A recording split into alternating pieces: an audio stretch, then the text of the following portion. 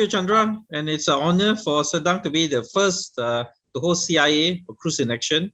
And it's a new STENT platform, and we'll be using it like water for some time. And today we'll be having some exciting cases. I think 4 cases, 3 from Malaysia and 1 by Dr. Rajneesh Kapoor from India. And it's an honor to work with SMT to make this webinar a success. So I'll pass over the stage to my ICL director, Kamaraj. You're looking shiny today. All over to you. I tend to X. So again, okay, I'd like to thank SMT for having us here today as part of this inaugural webinar, CIA Cruz In Action. And thank you also for allowing Sedang to be chairpersons and in charge of today's webinar. We will be having 3 cases from our Sedang Fellows, Dr. Ronnie Lim, Dr. Julian Tay, Dr. Faisal Khan. And the 4th case will be interesting for us because it will be from Dr. Rajneesh Kapoor from Medanta in India. And this will be followed by closing remarks by my colleague, Dr. Asri Ranga and myself. So without further ado, I'd like to call upon Dr. Ronnie Lim to present the first case, making a way out of no way. Ronnie. Yes, thank you very much for the introduction. Let me just share my screen. Yes, we can see your screen. Yeah, we can see it. Yeah. So a very good evening to the honorable chairpersons, esteemed panelists, and my fellow colleagues. My name is Ronnie from the Department of Cardiology, Hospital Sedang, Malaysia. The topic of my presentation today is making a way out of no way. This is a story of how we managed to revascularize a patient after he was turned down by our cardiothoracic colleague. I will either find a way or make one. This is a Latin proverb, originally stated by Hannibal, a general from the Carthage Empire, which is modern-day Tunisia, who led his country in a campaign against the Roman Republic in the Second Punic War. He is recognized as one of the greatest military commanders in history. It was his determination that made him such. Similarly, this is the spirit needed when dealing with complex coronary lesion. One should be patient and not to give up easily.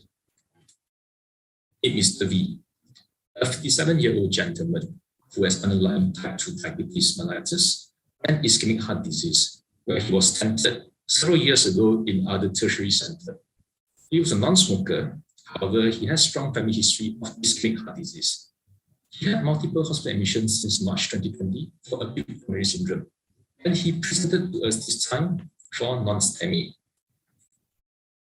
Upon presentation, his ECG showed FT depression and T inversion in lead 1 AVL, V4 to V6.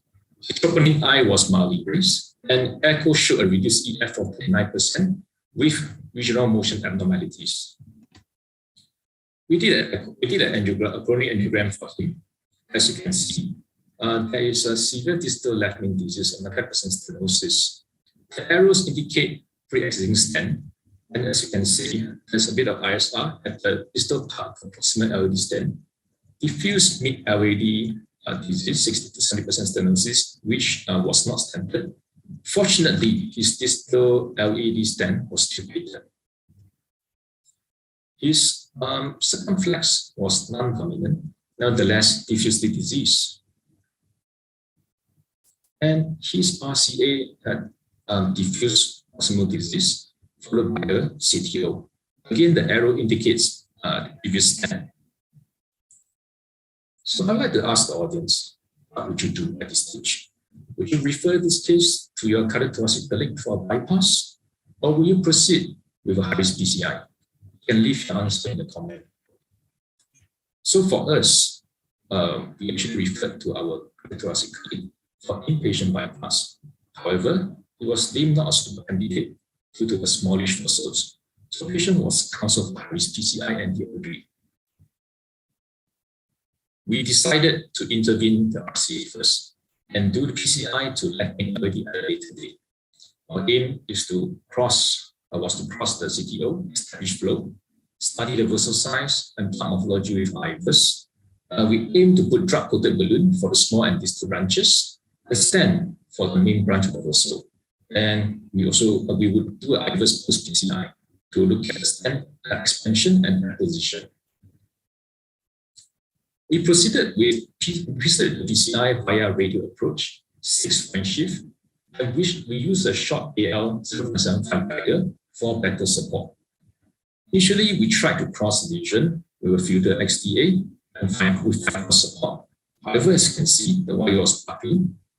Hence, we upgraded the wire to diaphragm and finally managed to cross it. But we had difficulty in pushing the microcatheter beyond mid-RCA. Hence, we pre-dilated from the distal RCA to the proximal RCA, initially with 1 mm semi-compliant balloon, followed by 1.5 mm semi-compliant balloon while using Gaia first. We only managed to push the microcatheter to the distal RCA after that, and then we exchanged the Gaia first for Sion Blue. This was followed by pre-dilatation of distal RCA all the way to osteo RCA with a 2 mm semi-compliant balloon. This is the angiogram post pre-dilatation. As you can see, there were dissections over and the stem of the PLV was pinched. Other study was then performed from the distal portion of the existing stent, as we were unable to push the endoscope down any further. As you can see, the existing stent was undersized, and the vessel diameter was around 3.5 mm with calcification over. If you have the ostium of PLV impinged, we wired it with a run-through floppy and pre-dilated with a 2 mm semi-compliant balloon. As you can see, the PLV had much better flow after the pre-dilatation.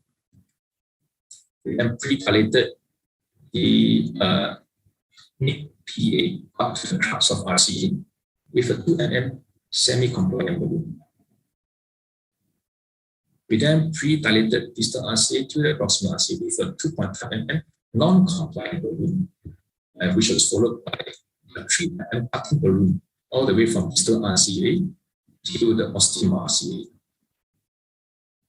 So, as you can see in the previous angiogram, both the PLV and the PDA had coronary dissection. However, the dissection was tightly non-flow limiting. Hence, we stuck to our original plan of putting drug-coated balloon for both PLV and PDA. And we employed two-stent strategy for the RCA proper, from distal RCA all the way up to the ostium. In complex cases, we prefer stent with thin struts and easy crossability. Hence, we chose supraflex Cruz for this case.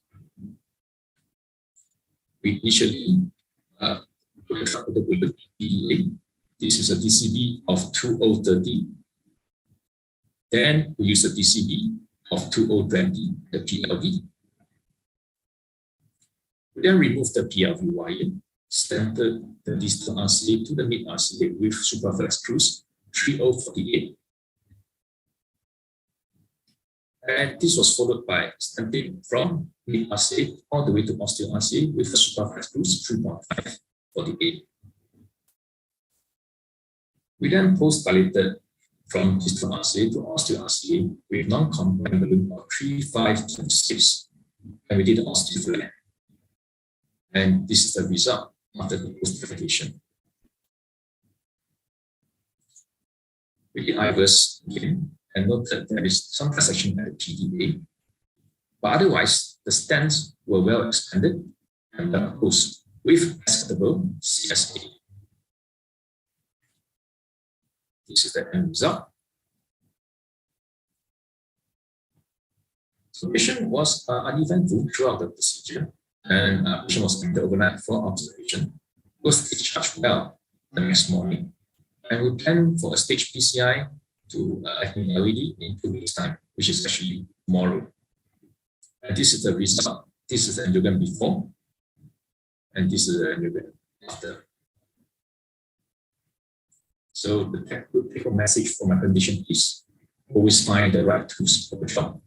Must always find the support and put wire for crossing CTO. And intravascular imaging, be it IVUS or OCT, is essential for complex coronary intervention. as we're able to determine the size, the vessel size, the clot morphology prior to PCI, and stent expansion and position post PCI. Stent within struts is preferred in complex coronary cases for its easy possibility, especially in tortuous vessel, and a lot of patience is needed for a complex coronary case. Last but not least, I'd like to introduce the gentleman in black. He is Dr. Rafi, the consultant who has guided me through this case. Without his guidance, this case would not have been a successful one. With that, I end my presentation. Before I go, I wish everyone to have smooth TIMI free flow for your own coronary circulation, like the traffic in the upper limb in this video. Thank you very much for your attention. Thank you, Ronnie. I also hope that we continue to have TG3, if possible, TG4 flow. So Ronnie, there's a question to you. They're asking, what is the IVUS finding pre-intervention? So did you manage to, because I think if I'm not mistaken, you couldn't get down anything. So until the POBA was done, I don't think you could have passed down an IVUS catheter, is it right? Correct?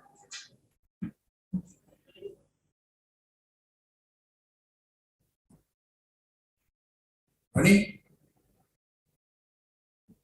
Okay. So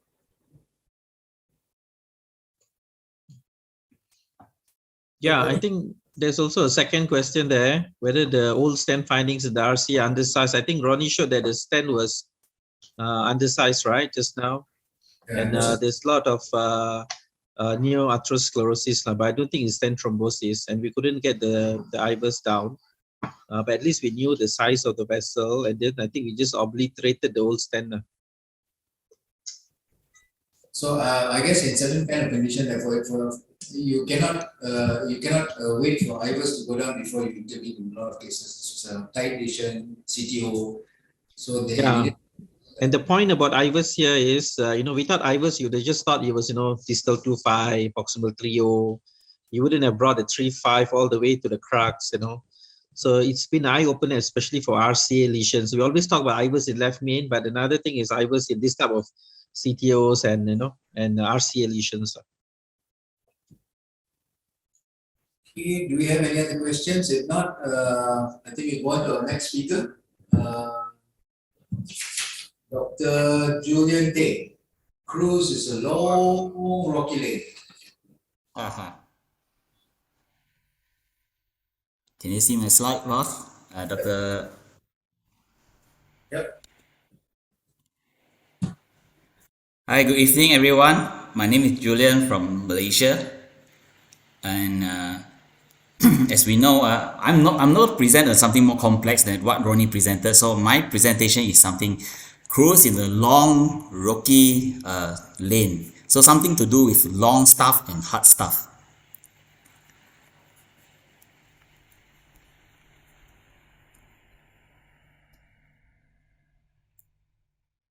Hold on, I cannot move the thing.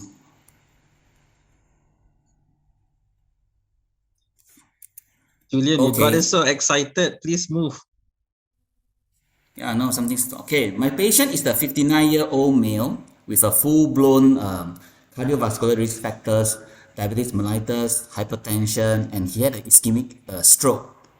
That is resulting, there's a residual right hemiparesis, but otherwise he's rather okay and only have some residual weakness on the right upper limb, and the ADL is independent. And on top of that, he is an end-stage renal failure patient, and he's undergoing regular hemodialysis. So his recent echo, the EF is 50%, and he is mild anemic at a HB of 10 gram%. So he has symptoms on exertion. He had dyspnea and angina. That's why he sought the treatment in one of the center.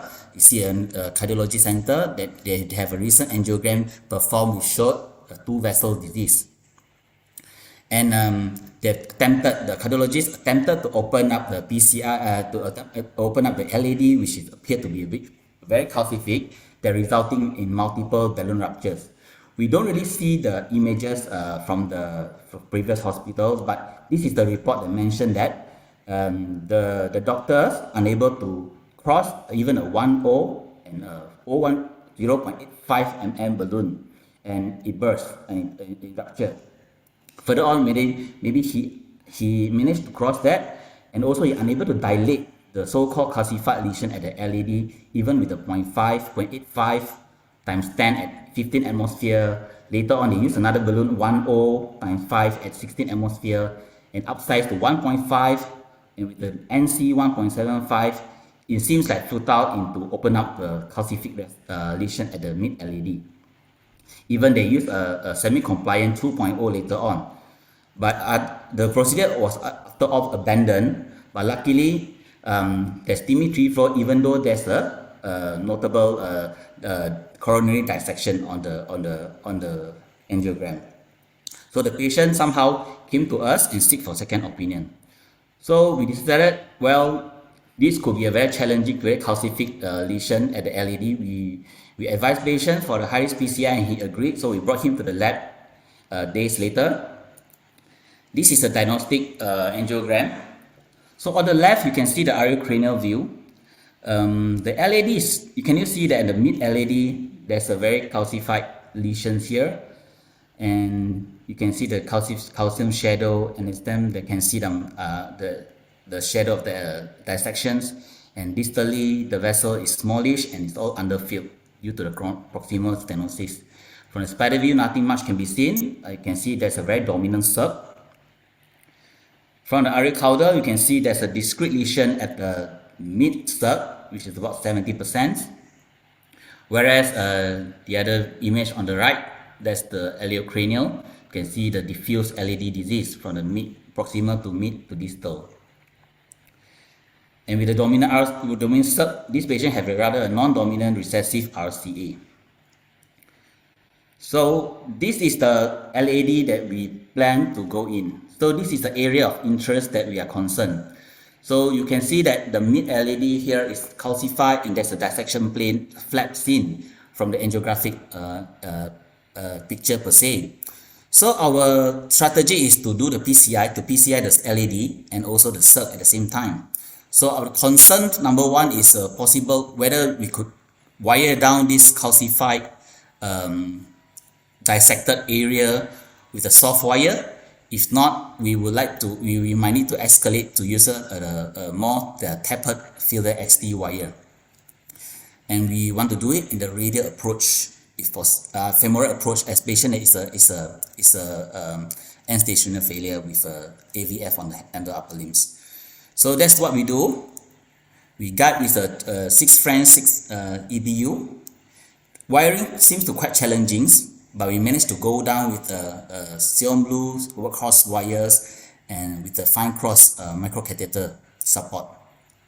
Then we exchanged to a floppy rota floppy wire, and we brought up front with the rota bar 1.25 mm. So, and we perform the rota ablation with a 1.25 mm burr at a high speed of 200,000 RPM. You can see initially there's some resistance, then later on we managed to cross the tight calcific lesion with a 1.25. And it follows another 4 runs of polishing. This is after the image is after the first runs of rota. Well, at this point we think that the calcific lesion at the mid LAD is still very stenosed, and the vessel is not really that well open. So there's a discussion whether we should upsize to upsize rota ablation with a bigger burr. That's what we did. We exchanged the wire and we upsized with another 1.5 mm burr rota ablation, and this time we do about 2 runs at 180,000 RPM. And later on, the vessel appear much better growing in size, and it seems like the calcium is better modified. So next, we further pre-dilate with a NC 2.5 at 12 to 22 atmosphere, and we stand the mid to proximal LAD with a Cruz 2.548. Then I would like to take your attention to see this image again and again because I'm mirroring it for many times, that wondering this how this 48 mm things can slide in or cruise into this long rocky land so swiftly.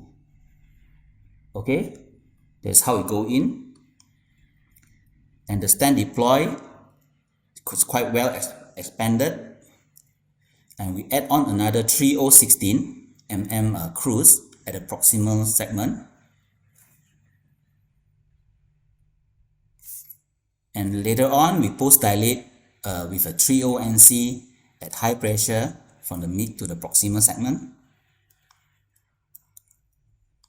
As for sub, we did a very quickie work. We used the post dilatation NC30 of the LED. We pre-dilate with the 30 NC, and we stented with the 4016, which the stent appeared to be well expanded, that which don't need a post dilatation balloon.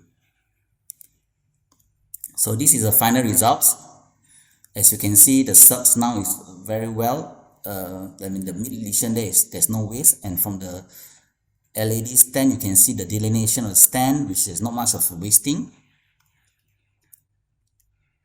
And this is another view, the areocaudal and the iliocranial. With that, I thank you. Terima kasih.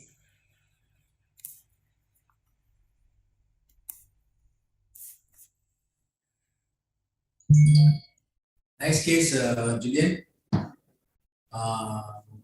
So the question is whether this will cause prolongation of DAPT to 3 years. I think this question was in regards to the first case just now, because somebody posted after the first case, and I think if you go by it, we still look at the bleeding risk of this patient. Remember, this first case and also the second case, ESRF patient, HP is already low and things like that, so you might not want to give prolonged DAPT. What do you think, Kamrash? I mean, there's no study of ever increasing the DAPT to 3 years. So I don't think that's absolutely in any way required. It just increases the bleeding risk for actually no reason. I think the antiplatelet for life is more than enough. Unless the patient comes back with some form of stent thrombosis or, and then perhaps when we need to intervene, open up, then maybe we go back to another year of DAPT before we go back to SAPT again. Just a teaching point for the second case. You remember looking at the lesion, and it was actually badly dissected, and that was at least I think 2 months after that initial attempt. So it goes on to show even with such a bad dissection, you can actually safely use rotablation if you are you're confident of what you're doing and things like that. We use a 1.25, 1.5, no issue at all. So dissection does not exclude rotablation. So it goes on to show in this case, just to make a point. Yeah, I agree with Sri. The thing is, that's not our criteria not to do rotablation, and I think a lot of times we have actually been stuck because sometimes you think that the lesion is quite simple, it can open up the balloon and the balloon dissects it and you can't push anything down. And so in this kind of cases, we have had to do rotablation, and we can do it safely as long as you do not do too many runs. And quickly get in and get out, and don't spend too much time at the dissection area. Somebody asked whether we did IVUS for the case just now. We did not do IVUS because I think on that day we had issues. We only got 2 IVUS machines in our lab. We got 4 labs, and on that day, all 2 IVUS machines were being used. So this was our 3rd lab running, so no IVUS. Yeah.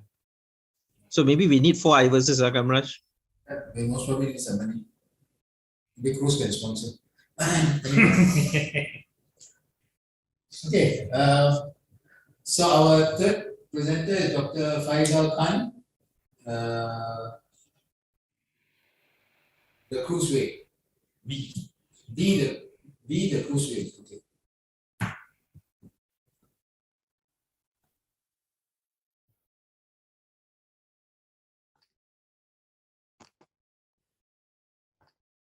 Can you see my slide?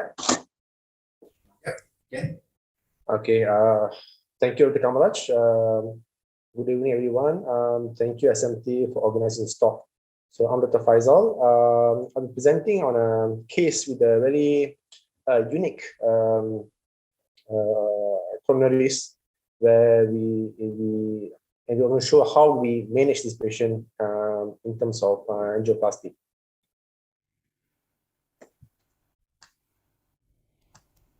Okay, so summary. This patient is a 65-year-old male. He's an end-stage renal failure on dialysis, hypertensive, diabetic. So this patient had an admission for the non-STEMI mid of last year, and PCR to LAD done in a very different center. So this time, patient was admitted again for non-STEMI with a raised troponin. So echo was a 45 to 50%, posterior inferior wall hyperkinesia. And initial angiogram showed a severe vascular disease, where left main was not present. In fact, it was a separate ostium. Ostiate LAD 90% stenosis, moderate to severe calcification, and LAD stent was beaten. Circumflex ostium is around 95% stenosis with severe calcified, and mid circumflex was 80%. And RC was diffuse disease, but it was recessive. So this patient, initially we stopped and referred this patient to for a CABG. However, it was turned down, and hence we planned for a high-risk PCR for LAD circumflex with the rotation atherectomy. So this was the angiogram, coronary angiogram finding. So immediately you can see it is a very unique anatomy. So from the spider view, you can see there's, in fact, there's no left main. It was a separate ostium for the LAD and the circ. Also, you can see in a caudal view, also the same finding. That is essentially there's no left main. So the revascularization for this patient was a bit challenging, looking at this anatomy. And based on this, we thought a V-stenting is a viable option. So what's the benefit of V-stenting in this, particularly this patient? The positioning of both LAD and circumflex stent is easier. You can place it at the center, and then and deploy once you already get both the stent aligned properly. However, there are disadvantages. So now we know it's a large stent, and we need to maneuver two large stents at the same time, and it can be maybe difficult, and possible misalignment during expansion can happen. So this is a procedure. We use the guiding catheter EVO 307 French via right femoral artery approach. We wire serum balloon into LAD, run through to distal OM, and we pre-dilate LAD with UA to 015, mainly to get the atherectomy to go in. And this is the pre-dilatation of a circumflex 2015, and then you can see the 2515. There's always wasting there, and we know there is a severe calcification there. So we decided to use atherectomy in this patient, and this is the IVUS of LAD, and it's large vessels, is 4O vessels in the proximal LAD, and the stent is essentially the LAD stent. The initial stent was patent, and you can see there's more than 270 degrees calcification in the LAD. And however, IVUS, it couldn't cross the tight lesion of the circumflex. And we just did a IVUS pull back from that position to the proximal. And you can see the size of vessel is around 4O. And that is also calcification as well. So there was a discussion whether should we use OAS in this patient or ROTA, seeing that it's a large vessel. So the issue is the patient was also an end-stage renal failure, and we need to do OAS for both vessels. So by doing OAS, we need to use extra the lubricant fluid from the OAS, and we were afraid that patient may overload during the procedure. That's the reason we use a rotation atherectomy, and we use 1.5 burr in this case. Because we need to crack the distal circumflex, the one undilatable lesion as earlier. So this is the last run of the atherectomy, and we managed to crack the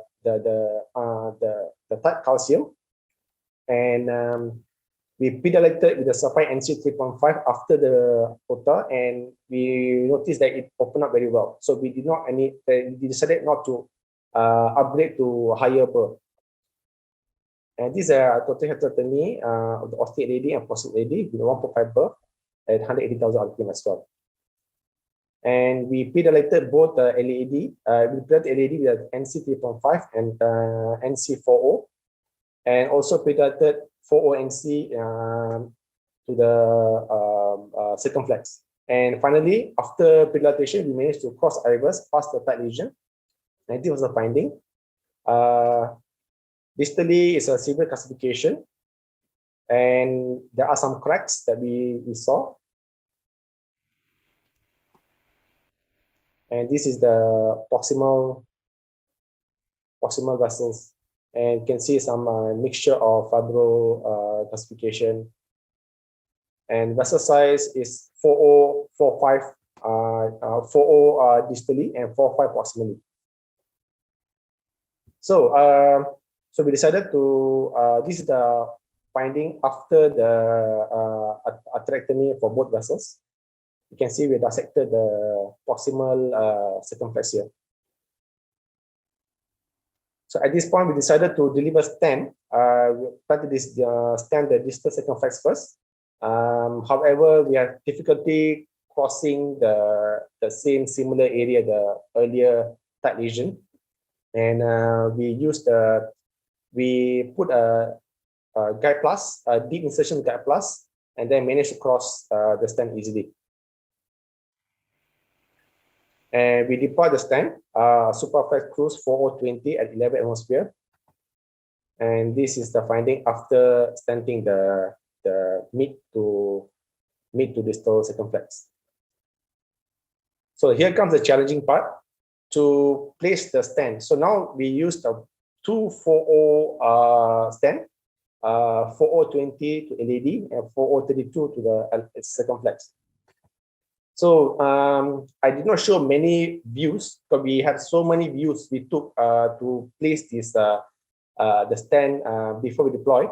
So this is the first shot we took, and we thought actually we were too much outside. So we pushed it inside, and we absolutely have no difficulty pushing in and pulling out the stent, despite of both 4.0 stents. So this is the last image before we deploy the stent. So we deployed easily, and probably circumflex came out a little bit.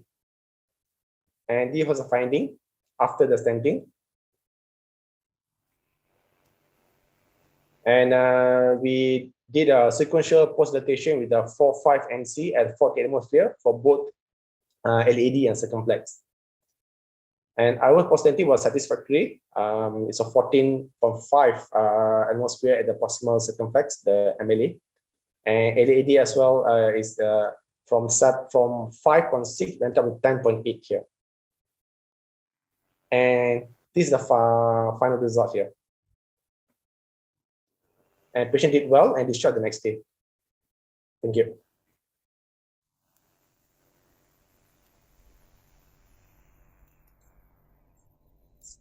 Okay, good case, Faizal. So, okay, the Dr. Rajneesh will be joining us in a few minutes to give before he gives his. Maybe I'll just comment a bit on V-stenting. It is one of those bifurcation methods which is nowadays hardly used, but I think there is a role if you are careful about it, because especially this type of very short left mains, large vessel. The good thing about this is you can do it quite quickly, and you can actually you do not lose the wire position at any one point of time. There will be a small carina there, but it's all IVUS guided, and you can see that Dr. Faizal was so meticulous in his preparation, really, really meticulous. So that's why in the end, passage of the stents, everything was quite easy.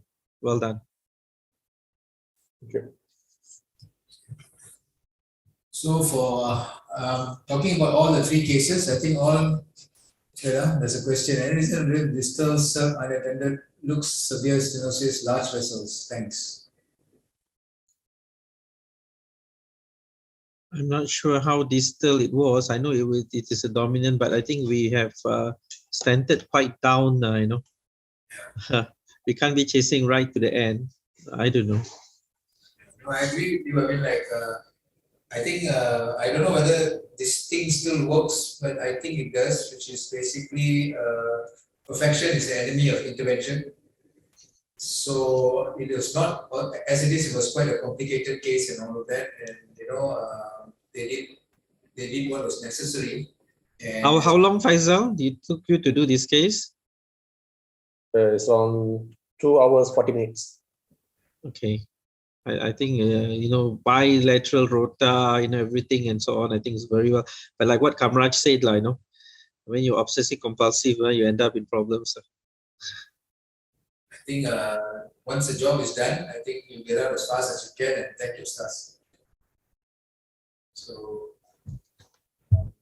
no, I guess it was not necessary to go down that far, though it appeared tight, because it was quite a large artery, yes, but there also diffuse disease everywhere. So you're going to be chasing it right to the end.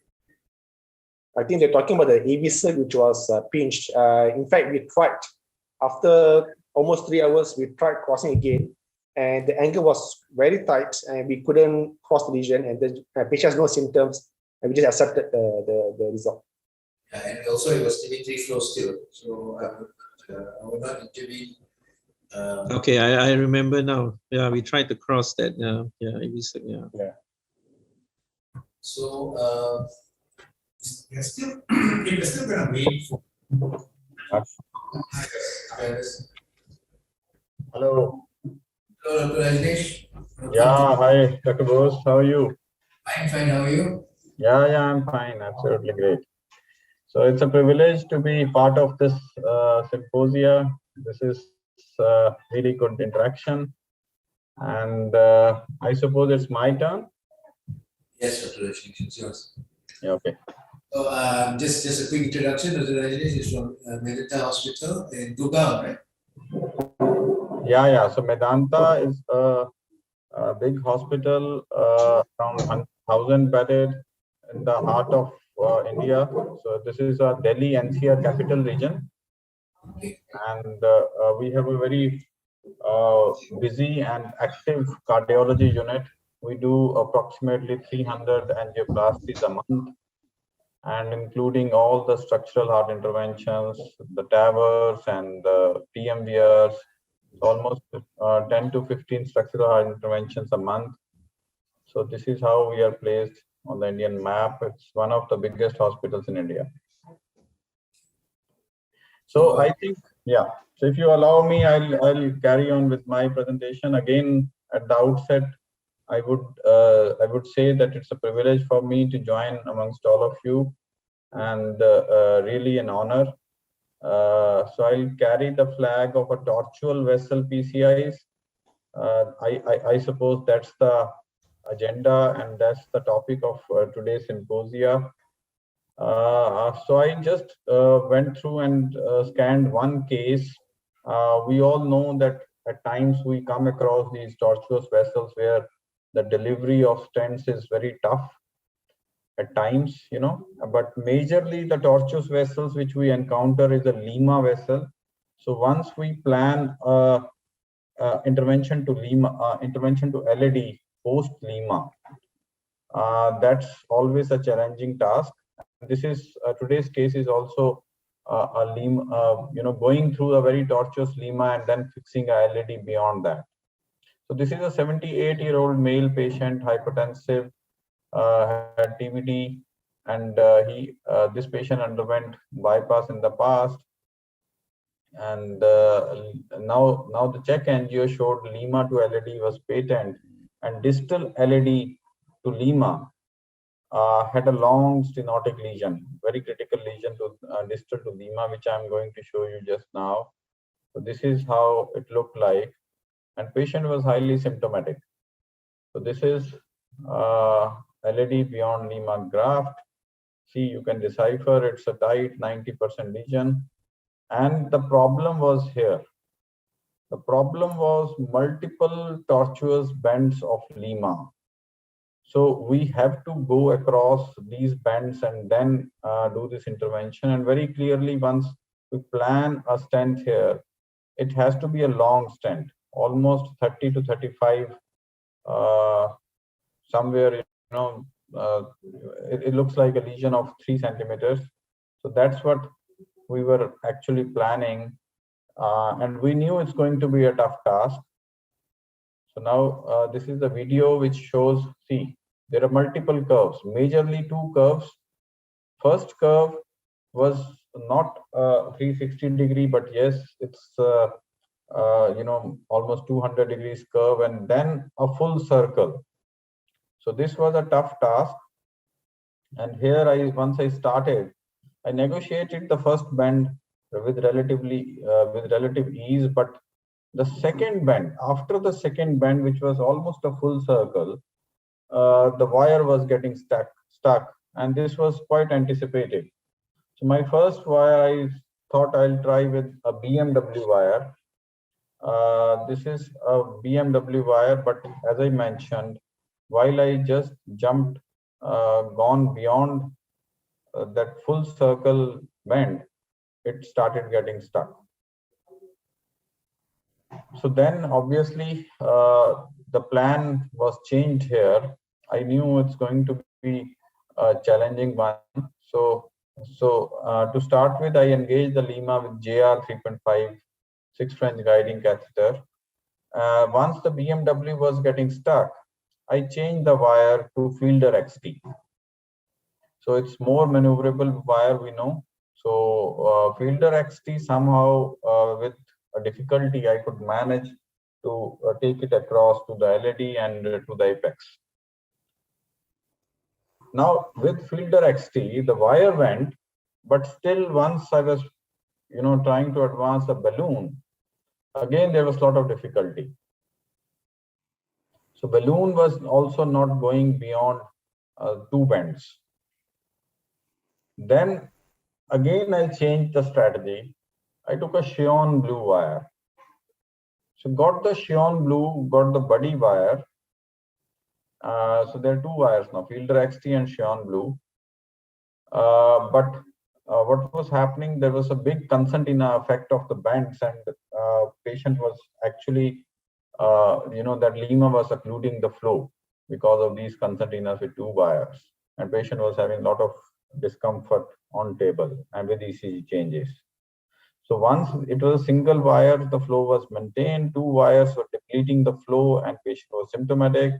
So now I had tried to take the balloon on the Fielder XT, not going.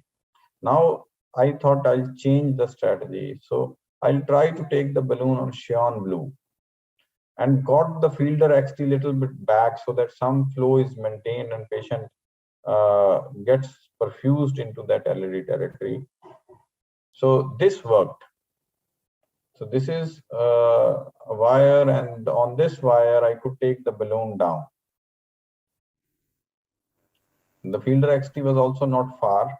In fact, there are 2 wires. See, this wire is here, and then after having a pre-dilatation done, I took 2.532 supraflex screws down. Now again, a big challenge and a daunting task is that which stent. So now whatever stent we choose, it has to be a maneuverable stent, so that it can, although wire is in place, but then to negotiate those curves and bends. If we take a rigid stent, where the strut thickness is higher, that's going to give us a difficult time again. So supraflex screws from that matter is a very good stent with a very thin strut thickness, and it's highly maneuverable, and our experience has been great with this stent, and results have been really dynamic and really bright. So I could manage to negotiate 2.532 supraflex screws down across those tortuous bends, and then it was deployed successfully, and post-dilatation was also done. So this is the end result. Post-dilatation was done with 2.758 balloon at 20 atmospheres, and once it is done, we have taken back all the wires, and see the LED territory looks beautiful.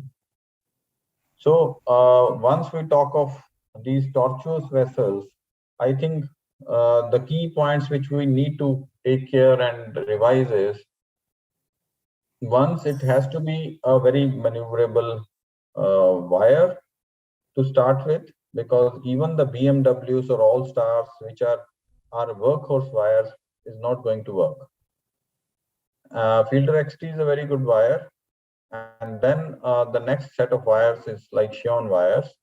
So these two wires are better suited wires for highly complex bends and tortuous vessels.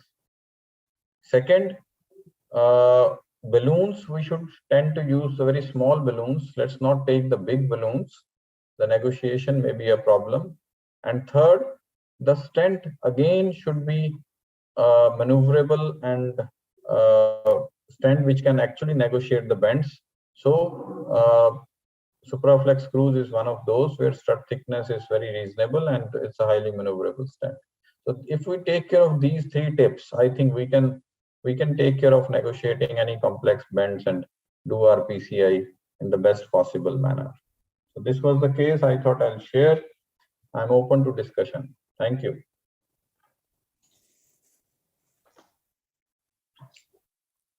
Thank you, Dr. Rajneesh. Very nice case. Sri, any comments? Yeah, Dr. Rajneesh, excellent case. Yeah, Dr. And I really enjoyed it. I was hoping you will take the scene of the cruise making a 360 roundabout there, but I think it's a fantastic case. The thing about this is, what I find is Filter XTR is a good wire to go down, but it's a poor support wire. So I think that's why you managed to have a better luck with your Xion Blue. And of course, somebody was asking a question of whether we can use the newer wire like SO3 and so on. I think SO3 would have gone down, but bringing a stand across that will be another story. It's not such a great support wire also. And nowadays we use a lot of guide extension catheters, but this is one case where a guide extension will cause more concertina and more problems with the lima and dissection. So it's quite a tricky, tough case. And I think you choose the right equipment in the end, your balloons and also the stent. The case very nicely done. Congratulations. Yeah, thank you. Thank you. And we look forward to your meetings in your country. Because of COVID, there are less of physical interactions, but we do look forward for further such meetings in the future so that we can join you or we call you here in India. Sure, that'll be very nice, Dr. Rajneesh. And for me personally, I'm fed up of meeting virtually. So, you're going to see each other. We will meet personally. I'm hoping we in Malaysia will be trying to do My Life this year in October. It's our interventional program. Right, that would be great. That would be great. Look forward. Thank you very much. I'm busy with my cath lab, so okay. I'll take an excuse and please carry on. It's such a remarkable symposia, and I love being here. Thoroughly enjoyed. Thank you. Thank you. Yeah.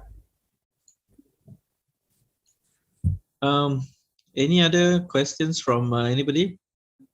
Well, I think one of the questions we're asking ourselves is how big you can go with this stent.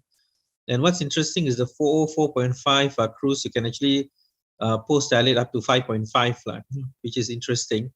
Some of the stents you can't go more than 5.0. So even in large vessels, I think you have an advantage there. And from our experience, with good, whatever said and done, you still need to prepare the lesion well. Like Faisal's case, you might be able to deliver, a stent like Cruz into, a heavily calcified vessel. But if you don't prepare well, it won't expand. Okay, then you are in a nightmare situation and so on. So that's very important. So make sure you prepare your lesions well, not just delivering your stents. The current stents are very trackable, so they can go into even calcified lesions. But if you don't prepare well, then you're in trouble. Any remarks on that, Kamraj? I think all the guys here know how many in-stent, what stent rota we've had to do. So it kind of answers this, guys. I think Kamraj has banned direct stenting in Sedang Hospital. No direct stenting anymore. We don't want to spend our time trying to rota into a stent. But yes, as what Sri said, the most important, I think, for any form of stenting, any form of stent, is proper lesion preparation. That is why I always believe in pre-dilation before you put in a stent, because a lot of times you may not be able to see what's really underneath, especially there's a lot of thrombus, a lot of fibrous tissue, You may get caught unawares, and that will really be catastrophic. There's a question here for the third case. Any concern using thin strut in area like left main? How the recoil tendency? You have a point there, but so far it's more of a theoretical thingy. We don't really see such issue. Like just now, Faisal's case, basically there's no left main there. But you need stents with high, radial strength and so on, point taken. Especially when you have very fibrotic lesions, osteal lesions, and so on. But so far, the ones we have used, we have not seen a big problem with, looking like recoil, especially if you use, as you can see, we used IVUS to size it properly and good preparation. And I think you can take away the issue of recoil. Any comments, Faisal? Yeah, I mean, with IVUS, we are prepared very well, and patient essentially there's no left main, so I don't think I think we are quite confident that we have approached very well, and for this patient we plan for DPT 1 year for now, and mainly Brilinta and aspirin. So There's another question. Very tight native LAD. When would you decide to use distal protection or vein graft intervention? That's an interesting question. Using distal protection in LAD, maybe it's more in a thrombotic lesion, large vessel. So far, the only few studies have come out. Recently, there was one study which came out, but these distal protection devices which used for these coronary arteries are only available in Japan. They have a parachute device, and recently they have this field trap from Goodman. I think there's a publication.